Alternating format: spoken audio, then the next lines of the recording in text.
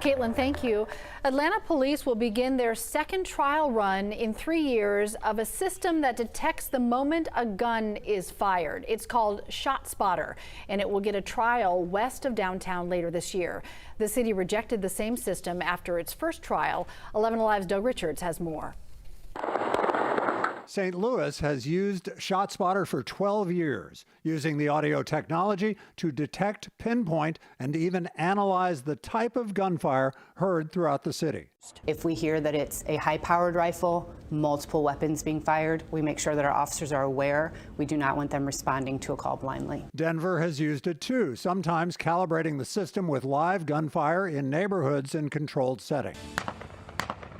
Like Denver, the Georgia city of Savannah has used ShotSpotter for the last 6 years. Both cities have since expanded the program. But when Atlanta tested ShotSpotter in 2018, the city quietly decided against using the program.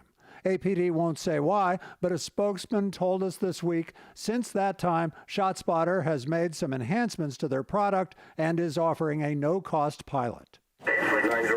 ShotSpotter says 117 cities use the program, but critics say it has flaws. In Chicago, ShotSpotter inflates statistics about supposed gunfire in Black and Latino communities, creating a faulty tech-based justification for more aggressive policing, according to a court brief filed this month.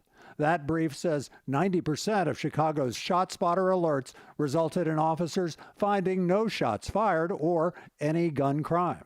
Atlanta's new interest in the gunshot tracking technology is driven by an alarming spike in violent crime and the desire of Atlanta politicians and residents to find anything they can to do something about it.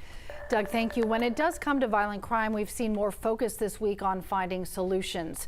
The mayor's newly formed Anti-Violence Council met for the first time. She's asking the 14 members to make recommendations within the next 45 days on how best to address the spike in crime.